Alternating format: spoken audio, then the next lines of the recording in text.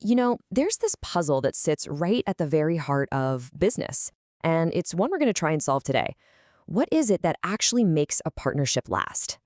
I mean, we've all seen this, right? You get two companies, they seem like a perfect match on paper.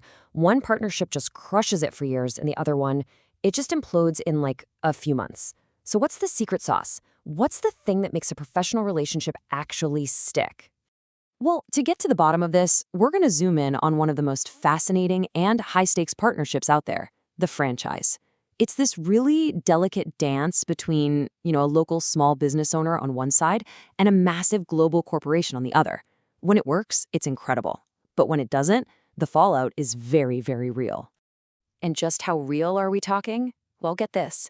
A 2010 study of the South Korean food service industry found that the franchise closure rate had shot up to 12%. Think about that. That's more than 1 in every 10 of these partnerships just failing. And that's not just a statistic, right? That represents people's life savings, shattered dreams, the whole deal. So this alarmingly high failure rate got a team of researchers in Korea thinking. They wanted to figure this out, to go beyond just gut feelings and actually map out what makes a franchise relationship tick. So they basically became detectives on the hunt for clues that lead to long-term success. All right, so where did their investigation start? Well, their first huge clue was realizing that the best, longest-lasting relationships aren't just built on a contract. Nope. They're built on a foundation of real, actual benefits that the small guy, the franchisee, gets from the big parent company. The researchers gave this a name: relational benefits. The easiest way to think about this is it's all the good stuff a franchisee gets that isn't just the product they sell. It's the support, it's the know-how, it's all the systems that make the business actually work. Now here's where it gets really interesting. The researchers didn't just lump all these benefits together. As you can actually see in their original diagram here, they found 3 totally separate categories of benefits. Let's walk through them. First up, you've got core benefits. This is the most obvious one, right? Is the product itself any good? Is it something people want to buy? And this is key, is the supply chain reliable? Can that franchisee count on getting that quality product on time, every single time? This is like step 1, the absolute baseline. Next, you have the process benefits. This is all about the human side of things. How's the day-to-day support? When something goes wrong, is there someone helpful to call? Is the communication clear? Is it open? Is it respectful?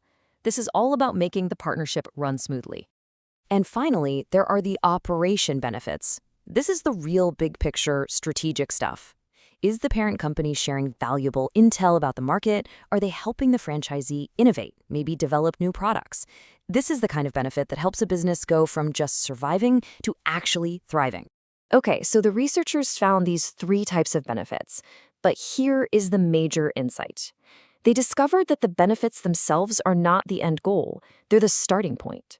The real job is to build 2 critical psychological states in the mind of the franchisee: trust and dependence. Now, I know what you're thinking. Trust, dependence, aren't those kind of the same thing? Well, it turns out, no. The researchers draw a very sharp line between them, and understanding this difference is pretty much the key to solving this whole puzzle. See, trust is all about emotion. It's the franchisee feeling deep down, I genuinely believe this company wants me to succeed. Dependence, on the other hand, is totally structural. It's a cold, hard calculation. I simply cannot be successful without their brand, their supplies, their system. A great partnership needs both. So what happens when you take that emotional bond of trust and you combine it with the practical reality of dependence? You get the ultimate prize.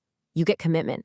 And commitment is the super glue that holds the whole relationship together for the long haul. The researchers use this classic definition of commitment, and I think it's just perfect. Notice the word desire. It's not an obligation, it's a want, a genuine, lasting desire to keep the relationship going because it's truly valued. To put it another way, commitment is the critical turning point.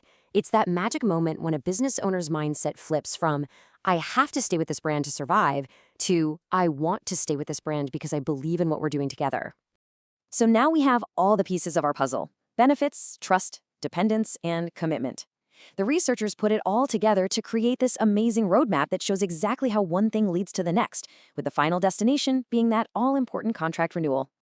And this is it. This is their final model, the engine of a lasting partnership. You can see how the benefits on the left are the fuel. They power the twin engines of trust and dependence in the middle, which then generates commitment and ultimately drives that intention to renew.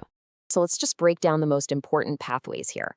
What the research found was that good communication and strategic help, that's what builds emotional trust. The great product and that same strategic help, that creates the structural dependence. Then, both trust and dependence feed directly into commitment. And that commitment was the single biggest predictor of whether or not someone wanted to renew their contract.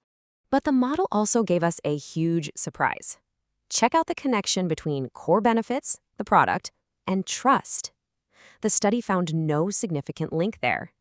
And that's a massive takeaway. Having a great product will make a franchisee dependent on you for sure, but it will not by itself make them trust you.